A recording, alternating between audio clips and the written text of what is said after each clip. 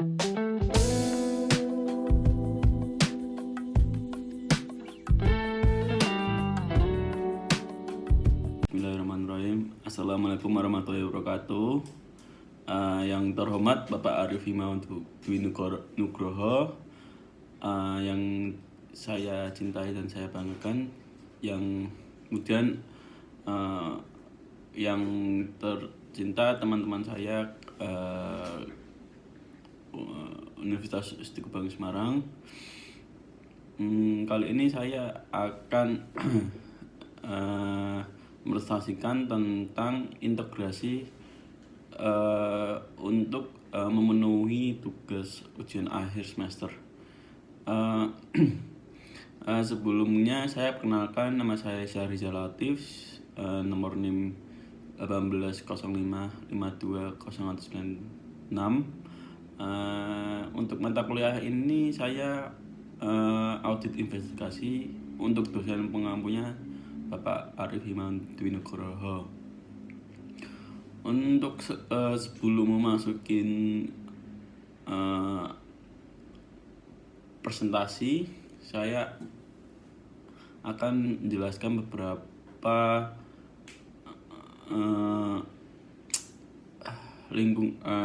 profil Universitas Bank Semarang. Untuk Universitas Istiqo Bank Semarang itu eksis sejak 1968.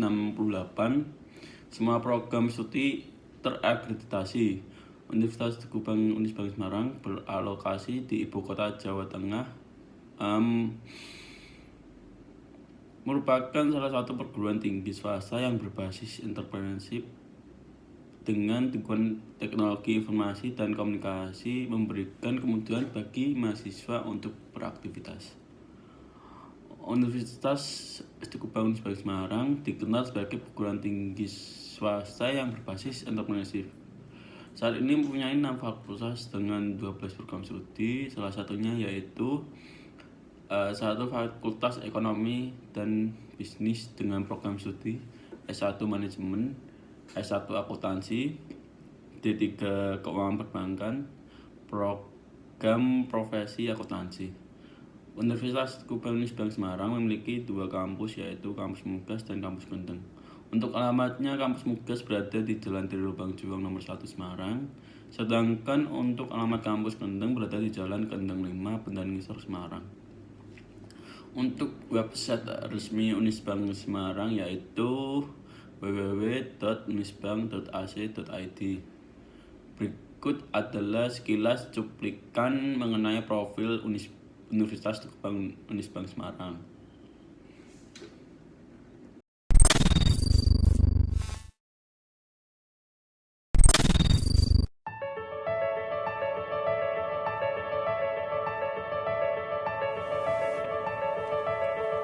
Dimulai dari sini, saya merasa bahwa sukses bukan lagi cuma sekedar angan-angan. Dimulai dari sini, saya mulai bertemu dan mempelajari ilmu ekonomi dan bisnis dari dosen-dosen yang profesional dan dosen-dosen yang benar-benar ahli di bidang ekonomi dan bisnis.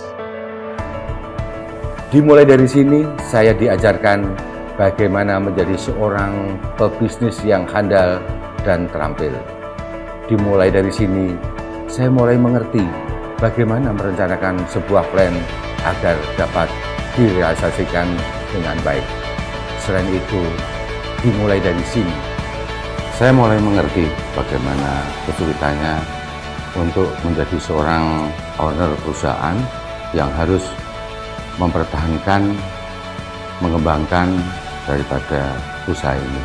Apalagi di tengah-tengah persaingan yang berat, dan lagi saya juga merintis karir sebagai karyawan Bank Jateng. Jadi dalam situasi ini saya harus berusaha dua-duanya, karir yang sukses dan usaha yang sukses pula. Sukses bagi saya sih adalah apa yang kita inginkan, apa yang kita cita-citakan bisa tercapai. Tidak mudah sih memang kalau mengingat banyak hal yang telah saya lalui baik suka maupun duka. Kadang teringat sih masa-masa kuliah saat bagaimana saya berjuang hingga menjadi seperti sekarang ini. Peningkatan skill dan kompetensi diasah melalui pelatihan-pelatihan dan praktikum-praktikum di kampus yang sangat berguna sekali untuk perkembangan karier saya saat ini. Itu menjadi bekal yang sangat berharga untuk saya bisa menjadi sukses. Kegiatan kemahasiswaan memupuk percaya diri saya, sehingga menjadi bekal saya dalam berkarya di dunia kerja. Pendidikan di sini sangat berkualitas, mulai dari dosen, fasilitas pembelajaran, tidak heran akreditasinya bagus. Sukses kami dimulai dari sini.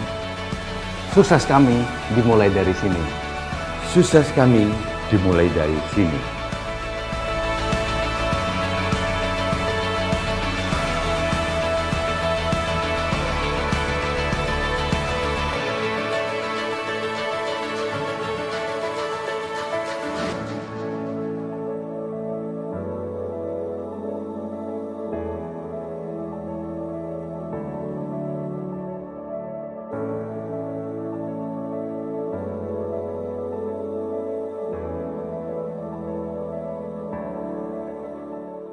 Bismillahirrahmanirrahim. Sebelum kita masukin ke materi interogasi, sebelumnya saya meminta untuk bisa memperhatikan apa yang saya presentasikan. Semoga apa yang saya presentasikan bisa bermanfaat bagi yang mendengarkan. Interogasi dan wawancara merupakan suatu teknik atau alat investigasi yang sangat penting bagi banyak orang, termasuk profesional dalam bidang pendidikan menggunakan istilah wawancara atau interview dengan istilah interrogation. Keduanya berbeda berbeda baik tujuan maupun cara. Untuk interogasi sendiri, interogasi bersifat menuduh atau bahasa Inggrisnya an interrogation is accusator. Seorang yang bersalah tidak akan memberikan keterangan yang bertentangan dengan kepentingan pribadinya secara sukarela, kecuali apabila ia yakin bahwa investigatornya juga mempunyai tentang kesalahannya. Untuk tujuan interogasi untuk mengetahui yang sebenarnya, artinya apa yang sebenarnya terjadi, siapa yang sebenarnya melakukannya, beberapa jumlah atau nilai fraud atau kecurangan sebenarnya, dan seterusnya. Kemudian saya akan menjelaskan tentang ciri-ciri wawancara. Untuk ciri-ciri wawancara itu bersifat tidak menuduh. Ini berbeda utama antara wawancara dengan interogasi. Sekalipun investigator mempunyai alasan untuk percaya bahwa yang bersangkutan terlibat dalam kejahatan atau ia telah berbohong, substansi dan caranya bersifat memakuratori ketika ia melakukan wawancara. Dengan cara dan nada yang tidak bersifat utuh, investigator dapat mengembangkan hubungan yang menimbulkan rasa percaya dan hormat dengan orang yang diwawancarainya. Kemudian, tujuan wawancara itu sendiri adalah mengumpulkan informasi.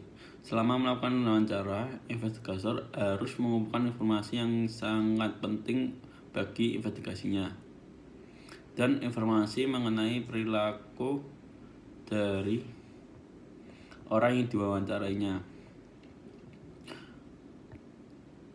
Contoh, apa hubungan antara orang yang diwawancarai dengan orang tertentu yang dicurigai merupakan otak dan dari perbuatan tindak pidana yang diperiksa. Contoh lain, kapan orang yang diwawancarai kenal dengan orang tertentu yang dicurigai. Contoh behavioral information, keterangannya mengenai perilaku orang yang diwawancarainya ketika ia menjawab pertanyaan. Bagaimana ia duduk kontak mata dengan yang mewawancarinya, ekspresi wajahnya, caranya memberi tanggapan atau jawaban, pilihan kata atau kalimat, semua ini dapat memberikan petunjuk apakah ia berkata jujur atau berbohong. Pada akhirnya, pewawancara harus menilai kredibilitas dari tanggapan yang diberikan oleh orang yang diwawancarainya. Hal utama dilakukan melalui evaluasi atau sikap selama wawancara, seiring dengan penilaian atas substansi informasi yang diberikannya. Kemudian yang ketiga, wawancara dapat dilakukan pada awal investigasi. Karena tujuan wawancara adalah mengumpulkan informasi, tentunya semakin banyak informasi yang diketahui pemeriksa sebelum wawancara dimulai, semakin baik wawancara. Terkadang terpaksa dilakukan meskipun pemeriksa baru mempunyai gambaran kasar tentang bagaimana kemungkinan fraud dilaksanakannya, atau bahkan sebelum pemeriksa dapat mengidentifikasikan bukti yang harus diperolehnya. Kemudian wawancara dapat dilakukan dalam berbagai lingkungan atau suasana. Pemeriksa terkadang mempunyai peluang menemui orang di kantornya atau dalam perjalanan jalan kaki dari tempatnya makan siang, di sudut jalan, dalam mobil, dan lain-lain. Memang idealnya wawancara dilakukan dalam suatu ruangan khusus.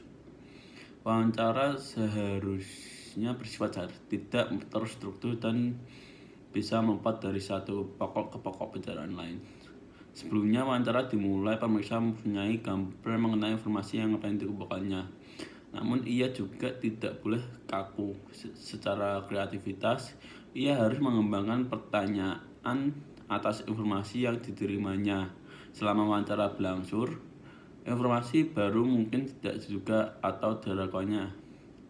Pemeriksa juga harus pandai membaca suasana, misalnya untuk memutuskan menghentikan wawancara meskipun semua informasi belum diperolehnya. Kemudian investigator harus membuat catatan mengenai wawancara yang dilakukannya. Wawancara formal adalah wawancara yang dilakukan dalam lingkungan terkendali. Mencatat mempunyai beberapa kegunaan, bukan saja ada pendokumentasian, tetapi mencatat juga menyebabkan investigator memperlambat proses bertanya. Ini memungkinkan investigator mengamati perilaku dari orang yang diwawancarainya. Itu ciri-ciri dari wawancara. Kemudian untuk ciri-ciri integrasi itu bersifat menuduh. Seorang yang bersalah tidak akan memberikan keterangan yang bertentangan dengan kepentingan pribadinya secara sukarela, kecuali apabila ia yakin bahwa investigasinya juga mempunyai keyakinan tentang kesalahannya. Karena itu pernyataan yang bersifat menuduh seperti, "Anang, saya tidak punya keraguan sedikitpun bahwa Anda yang merencanakan tindak pidana korupsi," sangat diperlukan untuk memperlihatkan keyakinan investigator. Bandingkan saja jika pertanyaan berbunyi, "Anang, saya pikir Anda mungkin terlibat dalam merencanakan tindak pidana korupsi ini." Dengan pertanyaan berakhir ini, yang diinterogasi dengan cepat membaca bahwa ada ketidakpastian di benak si investigator mengenai keterlibatan dalam merencanakan tindak pidana korupsi. Selanjutnya, yang diinterogasi ini semakin yakin bahwa sikap yang harus diambilnya adalah membantah keterlibatannya. Kemudian untuk tujuan interogasi adalah mengetahui yang sebenarnya. Artinya, apa yang sebenarnya terjadi, siapa yang sebenarnya melakukannya, berapa jumlah atau nilai fraud sebenarnya, dan seterusnya. Ada persepsi bahwa tujuan interogasi adalah mendapatkan pengakuan bersalah. Ini keliru. Contoh, seorang sedang sial, ia dikira berbohong dalam wawancara sebelumnya. Karena itu selanjutnya ia diinterogasi. Setelah diinterogasi, baru ketahuanlah ia tidak bersalah. Dalam hal ini, investigator seolah-olah gagal mendapatkan pengakuan bahwa orang itu bersalah. Namun ia sebenarnya berhasil. Interogasinya mengungkapkan kebenarannya bahwa orang yang dicurigai ternyata tidak bersalah. Interogasi juga sering berakhir dengan pengakuan bersalah oleh pelaku. Pada contoh ini, keberhasilan interogasi bukan diwujudkan dalam pengakuan bersalah, melainkan dalam mengetahui siapa yang sebenarnya bersalah. Kemudian interogasi dilakukan dalam lingkungan yang terkontrol atau terkendali, bukan di sembarang tempat.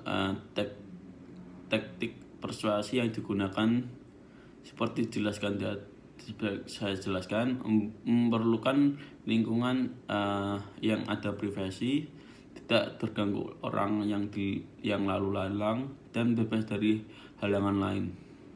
Kemudian interogasi hanya dilakukan sesudah investigator mempunyai keyakinan yang memadai mengenai salahnya seseorang.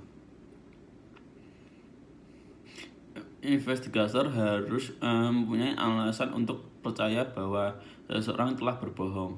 Alasan ini mungkin berupa perilakunya selama wawancara, keterangan yang berubah-ubah sebagai tanggapan atas pernyataan yang sama, adanya petunjuk bahwa ia berbohong, dan lain-lain. Interogasi tidak boleh digunakan sebagai alat atau cara utama untuk menilai jujur tidaknya seseorang. Penilaian ini seharusnya dapat dicapai dalam wawancara yang bersifat tidak menuduh. Kemudian, investigator tidak boleh berbuat catatan sampai sesudah tertuduh menceritakan yang sebenarnya dan berketetapan hati untuk tidak beringsut dari posisi itu. Membuat catatan terlalu dini akan mengingat tertuduh bahwa keterangannya akan merugikan dirinya sendiri. Bahkan para pakar menyatakan bahwa bukan saja catatan dibuat sesudah tertuduh, sebenarnya sepenuhnya mengakui apa yang sebenarnya terjadi. Pengakuan itu juga harus disaksikan investigator lain. Barulah setelah ada pengakuan yang disaksikan investigator lain, investigator mendokumentasikan pengakuan tersebut dan segala perincian dari pengakuannya. Itu dia ciri-ciri wawancara dan interogasi. Kemudian saya akan menjelaskan selanjutnya, yaitu kemudian ada saluran komunikasi.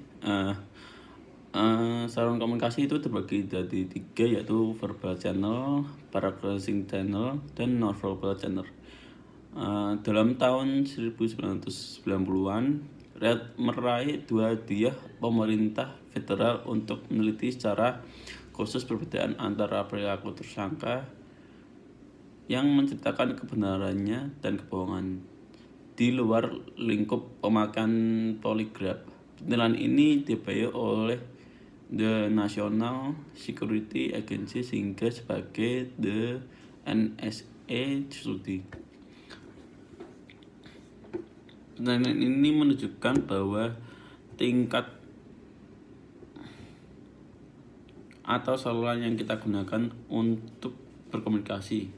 Yang pertama tadi ada verbal channel. Verbal channel adalah ucapan yang keluar dari mulut seorang, pilihan kata dan susunan kata-kata yang digunakannya untuk mengirimkan pesan. Kemudian ada yang kedua, ada paralinguistic channel, adalah ciri-ciri percakapan di luar ucapan. Kemudian ada 3 non-verbal channel, adalah sikap tubuh, gerakan tangan, dan mimik wajah. Ketiga saluran ini dibahas di bawah untuk memudahkan pembahasan. Penulis akan menggunakan beberapa istilah berikut, yaitu 1. Investigator adalah seorang yang mewawancari atau menginterogasi subjek. Dalam contoh percakapan, investigator disingkat 1. Subjek adalah seorang yang diwawancari. Dalam contoh percakapan, subjek disingkat S. Subjek yang jujur adalah terjemahan dari tersusunal subjek. Subjek yang berbohong adalah terjemahan dari deceptive subjek. Kemudian ada verbal behavior untuk subjek yang jiwanya sehat dan berinteraksi sosial secara normal akan mengalami kecemasan anxiety ketika ia berbohong. Kecemasan bisa timbul dari dalam karena ia tahu perkataannya tidak benar. Karena ketakutan, ia mengkhawatirkan kebohongannya akan terungkap. Apapun penyebabnya, ketika subjeknya berbohong dalam wawancara, gejala-gejala perilakuannya mencerminkan kesadarannya untuk menekan atau menghilangkan kecemasannya. Pada dasarnya, pikiran dan tubuh kita bekerjasama untuk mengurangi atau menghilangkan kecemasan tadi.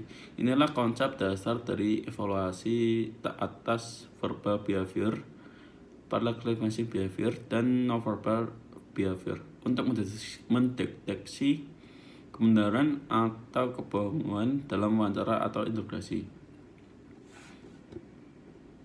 Kebohongan sekecil apapun yang dicakap sekretariat menimbulkan kecemasan yang terbaca dari tanda perilakunya, perilaku dan detail parallelistic behavior. Seperti ada periode hening sebelum ia memberikan jawaban, atau ada gerak tubuh tertentu. Non-verbal behavior seperti tangan menyentuh muka, paralinguistic behavior, dan non-verbal behavior tadi membantu mengurangi kecemasan yang dialami sekretariat. Kemudian ada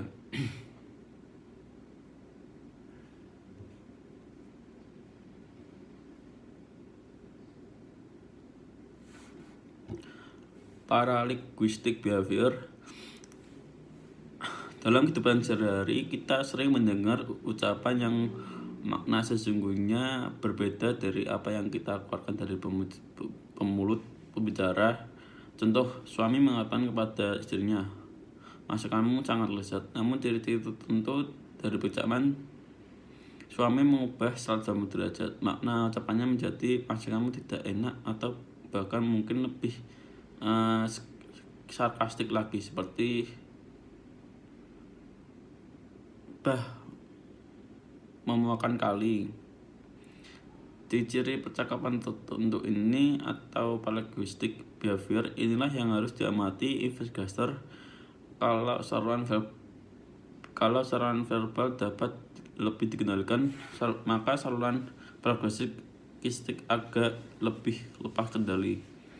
Saluran ini juga lebih sedikit terkontaminasi oleh faktor-faktor eksternal dibandingkan dengan saluran verbal. Karena itu, paralinguistic behavior merupakan sumber terbaik dari mendeteksi kebohongan.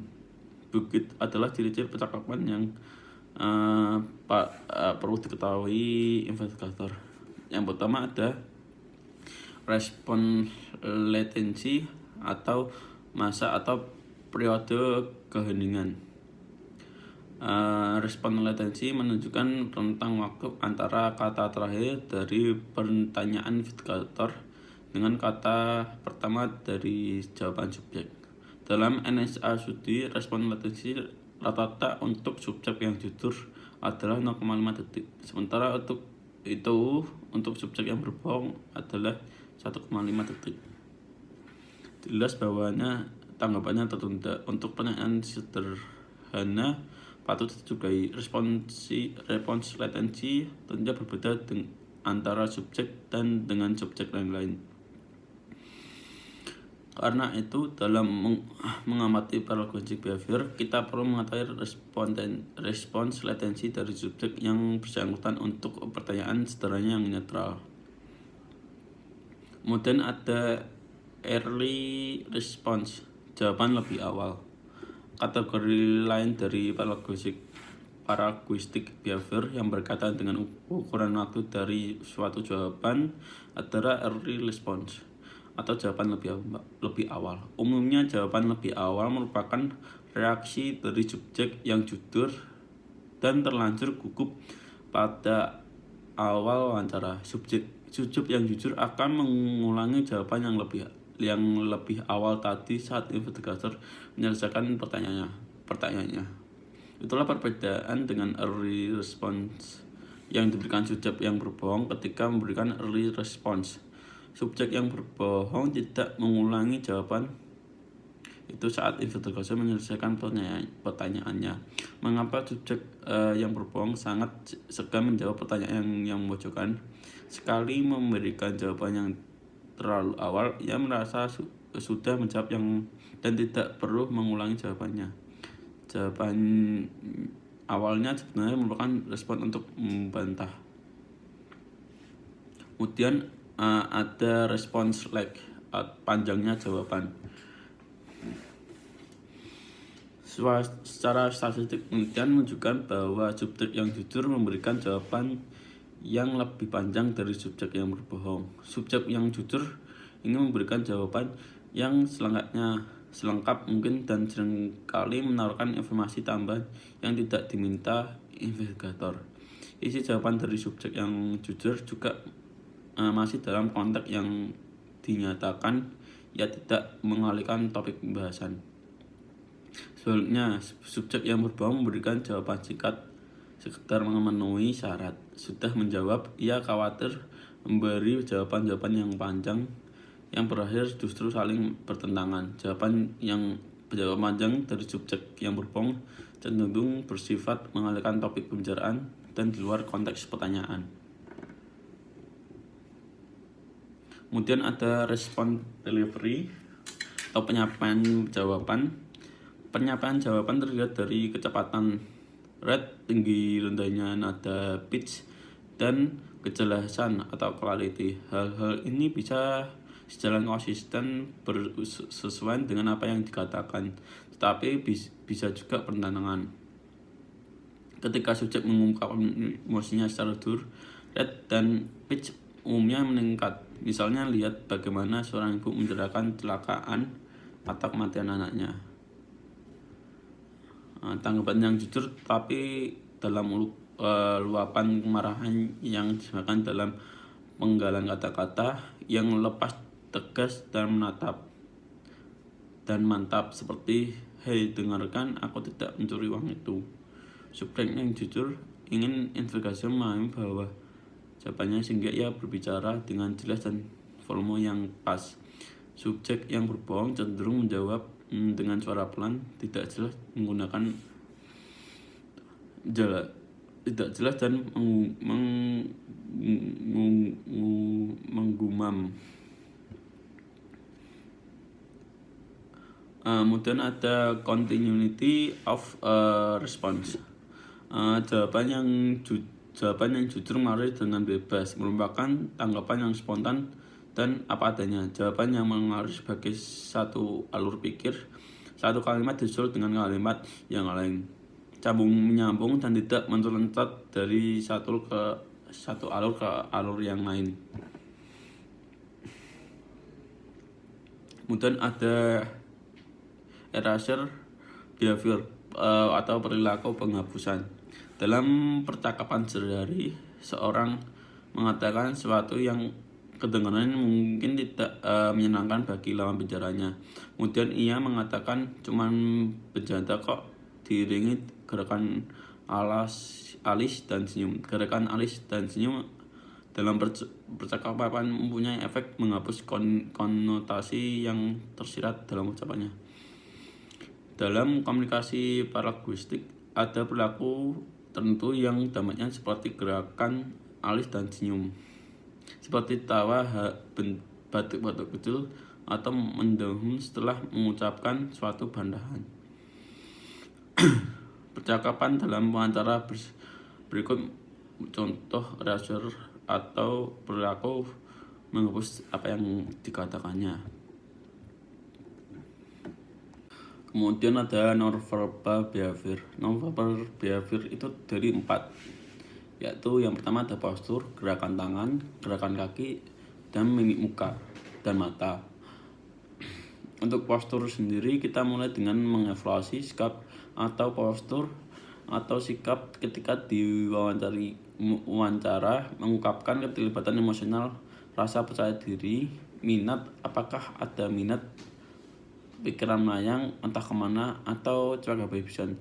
Subjek yang jujur mempertahankan keterlibatannya emosionalnya, minat dan percaya diri yang tinggi dalam menyampaikan pernyataannya. Untuk postur terdiri dari figur menyilang kaki dengan santai. Postur tubuhnya tegak searah dengan investigator sehingga ia siap berdialog secara langsung. Ketika membuat pernyataan-pernyataan penting, ia mencondongkan tubuhnya ke arah investigator, seperti ia ingin menggarisbawahi apa yang dikatakannya. Kalaupun ia menyilangkan kaki dan meletakkan satu tungkai di atas tungkainya yang lain, hal ini dilakukan dengan santai dan nyaman. Dalam wawancara selama 46 menit, ia mengubah posisi dan perubahan postur dilakukan secara casual.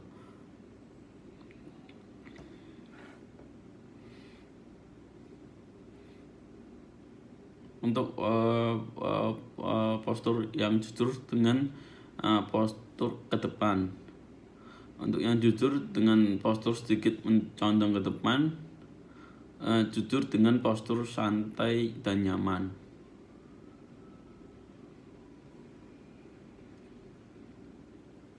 Sujud yang berbohong terlihat dari gerak lambatnya,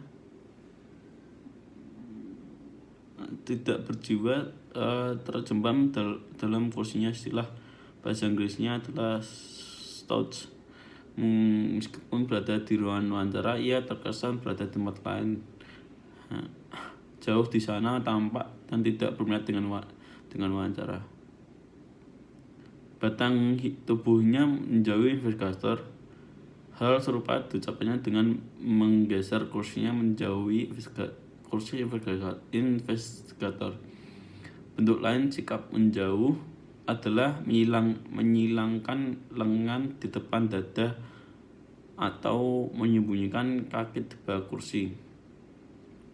Gerakan menyilang lengan di depan dada dilakukan dengan ketat, seolah-olah menjaga sesuatu yang tidak boleh terlepas dari depannya, seolah-olah ada tembok penghalang yang ingin dipangsangnya antara dia dan investigatornya. Perilaku nonverbal paling mengungkapkan subjek berbohong adalah kemampuannya mempertahankan postur tadi selama wawancara berlangsung, status tidak berubah. Kemudian ada gerakan tangan. Sebagai tanggapan atau pernyataan investigator, subjek dapat dilakukan 3 jenis gerakan tangan. Pertama, subjek tidak melibatkan dirinya. Subjek tetap tidak melibatkan dirinya. Kemudian tidak ada gerak tangan sama sekali.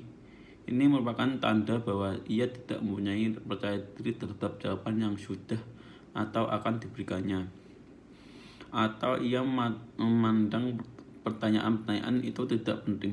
Kedua, tangan menjauh dari tubuh, seperti orang berpidato atau guru yang sedang mengajar. Gerak tangan seperti ini disebut perilaku menjelaskan.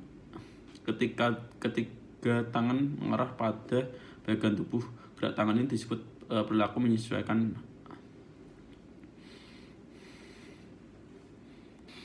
Untuk gerakan tangan menjelaskan apa adanya, yaitu illustration behavior, untuk figuran di atas lebih sering disajikan oleh subjek yang jujur. Ketika subjek jujur menceritakan pengalamannya yang berhubungan dengan kegiatan fisik, investigator akan melihat atau bisa memberikan akan adanya gerakan tangan ini. Gerakan tangan ini kita saksikan ketika seseorang menceritakan bagaimana pelaku menyetorkan amplop berisi uang sogokan dan ia menolaknya. Selain itu, seorang wanita yang menceritakan bagaimana ia diperkosa, atau sopir taksi yang menceritakan bagaimana ia menyerahkan uangnya di bawah todongan. Kemudian hand shrug atau gerakan tangan seakan-akan ingin menyatakan terserah. Adaptive behavior dapat dibagi dalam kategori gerak mempersolek atau merapikan diri, personal gesture, gerak yang bersifat pribadi, dan protective gesture, gerak melindungi atau berlindung atau supporting gesture, gerak yang mendukung atau menopang. Kemudian ada gerakan kaki. Untuk gerakan kaki, ketika subjek menyilangkan satu tungkainya pada yang lain, ia mungkin menghendakkan satu kakinya ke tanah. Kalau hal ini sering dilakukannya, ini tanda kecemasan. Ini tidak usah berarti bahwa subjek berbohong. Namun perubahan dalam kaki, misalnya dalam hal memulai atau mengakhiri gerakan secara mendadak atau sering dengan jawaban atas semua pertanyaan, bisa merupakan indikasi subjek sedang berbohong. Ini berlangsung 1 atau 2 detik, kemudian ia kembali gerak kaki yang normal. Kemudian yang terakhir, mimik muka dan kontak mata. Berbagai ekspresi atau mimik muka disebabkan oleh subjek yang khawatir bahwa kebohongannya akan terungkap. Ketidakpastian apakah ia akan berhasil menutupi kebohongannya, atau mungkin kesadarannya bahwa kebohongannya sudah terungkap sehingga siap mengakui kesalahannya. Kontak mata antara subjek dan investigator merupakan salah satu perilaku nonverbal yang sangat penting untuk dievaluasi. Dalam budaya barat, kontak mata secara timbal balik menandakan keterbukaan, jujur apa adanya, dan turut.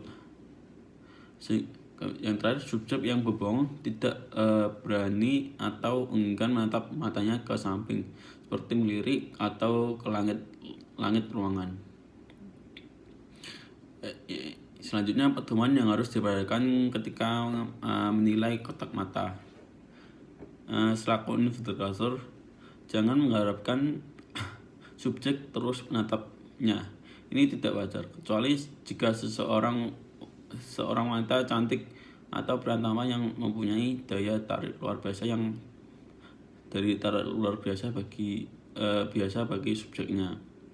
Dengan umumnya subjek yang tidak melakukan kontak mata dengan investigatornya sedang merahasiakan sesuatu. Namun investigator juga perlu mempertimbangkan kerusakan mata. Dan untuk alasan apapun, investigator tidak boleh menantang subjek untuk menatap matanya. Kemudian investigator cukup mengamati kontak mata secara kasual saja sehingga ia tidak membuat subjek menjadi tidak nyaman.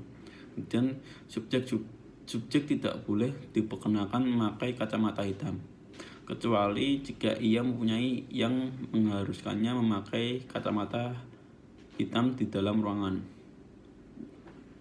Kemudian yang terakhir ada langkah-langkah interogasi. Kemudian langkah-langkah interogasi itu terdiri dari direct positive confirmation. Pada awal interogasi, tersangka mengamati investigasinya secara seksama. Ia menilai apakah investigasinya yakin bahwa ia bersalah. Jika ia mendapatkan pesan sekecil apapun bahwa investigasi tidak yakin akan kesalahannya, ia tidak akan mengaku.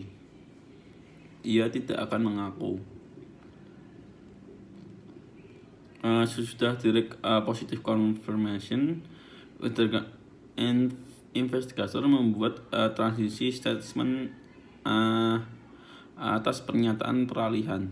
Berikut beberapa contoh yang memanfaatkan, yaitu ada aspek-aspek positif yang ada pada tersangka. Kemudian kedua, berikan satu jawaban saja. Subjek sebelumnya sudah memberikan pembenaran. Nilai yang diangkat oleh investigator. Ketiga, ada subjek sendiri yang menentukan dia itu sebenarnya tipe manusia seperti apa. Seorang residivis sekalipun memandang dirinya dalam citra positif. Keempat, berapa kali subjek melakukan kejahatan semacam itu. Pernyataan transisi semacam ini sangat efektif. Apabila subjek diketahui melakukan kejahatan berulang-ulang, kejahatannya tidak harus sama. Kemudian yang langkah kedua ada interrogation tema. Satu perbedaan penting antara tersangka yang bersalah dan yang tidak bersalah adalah pembenaran untuk melakukan kejahatan. Tersangka yang bersalah melakukan pembenaran ketika atau sebelum melakukan kejahatan, melemparkan kesalahan menjauhi dari dirinya sendiri dan menginternalisasi pembenaran untuk perilaku yang menyebabkan kecemasan adalah naluri alamiah manusia. Kemudian untuk langkah ketiga ada handling denial. Bagi investigator tidak mudah mendapatkan pengakuan dari tersangka. Tersangka yang bersalah dan yang tidak bersalah akan memberikan penyangkalan. Penyangkalan dapat secara verbal seperti aku tidak melakukannya, atau dalam bentuk nonverbal seperti menggelengkan kepala. Bisa menyangkal sebagai tanggapan atas tuduhan. Penyangkalan pada dasarnya adalah pernyataan bahwa tuduhan itu pasti tidak benar atau keliru, salah alamat, dan seterusnya.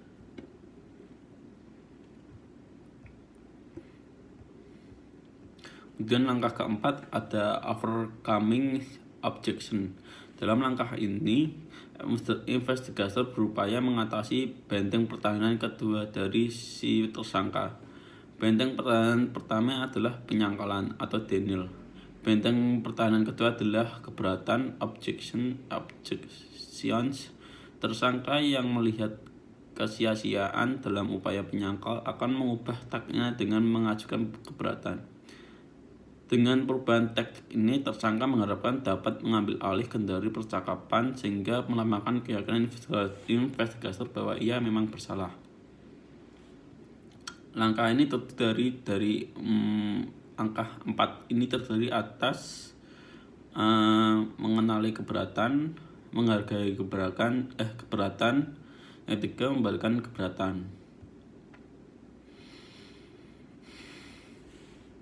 Untuk mengenali keberatan terkadang dapat dikenal dengan mudah. Misalnya dalam kasus fraud yang melibatkan petugas atau pejabat bank, investigator akan sering mendengarkan simpanan saya di bank banyak sekali. Mengapa saya harus melakukan hal itu? Atau kalimat mau saya tinggal minta aja sama papi, seolah-olah seorang miskin melakukan fraud atas melakukan fraud di bank. Kemudian ada menghargai keberatan. Istilah menghargai keberatan bermakna investigator tidak menolak keberatan yang diajukan tersangka dan membalikan keberatan. Dialog investigator harus memanfaatkan keberatan yang diajukan tersangka, kemudian membalikan keberatan itu kembali ke tema integrasi. Kemudian langkah ke-6 ada handling the suspect passive mood.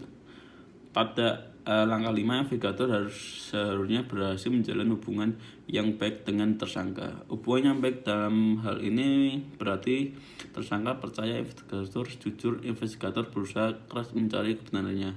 Ia bersedia membantu tersangka untuk mengungkap kebenarannya. Dalam bahasa Inggris, hubungan ini dinamakan rapport. Pada tahap ini tersangka menyadari bahwa kebohongannya tidak menghasilkan keinginan tadi. Karena itu sekarang ia lebih bersedia mendengarkannya. Ia menunjuk sikap kalah, kepala tunduk, bau menurun, kaki lemas, mata berkaca-kaca, mentalnya berada pada titik terendah.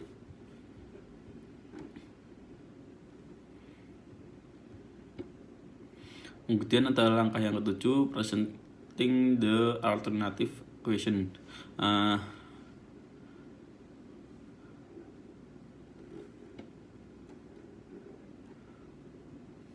Yang ke-8 ada bring the suspect into the conversation.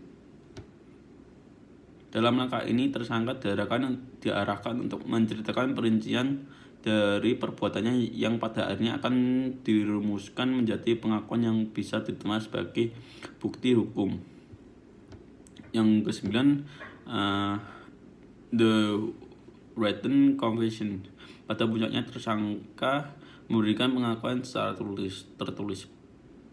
Padananya untuk kita di Indonesia adalah berita acara pengakuan atau dokumen semacam itu. Di Indonesia juga sering melakukan interogasi sambil mengetik jawaban tersangka menurut persepsi investigator. Pada akhir interogasi, tersangka diminta menandatangani berita secara pemeriksaan. Kelemahan dari cara ini adalah pengakuan tertulis ini tidak menggunakan atau tidak sebenarnya menggunakan kata-kata, kalimat, atau bahasa tersangka. Kemudian hari tersangka menyangkal memberi pengakuan itu.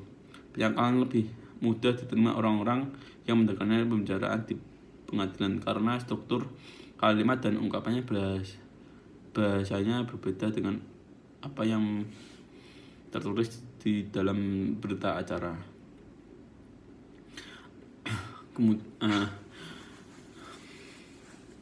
Itu dia presentasi yang saya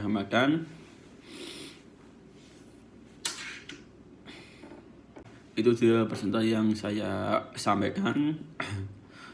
Semoga audiens bisa bermanfaat bagi yang mendengarkan.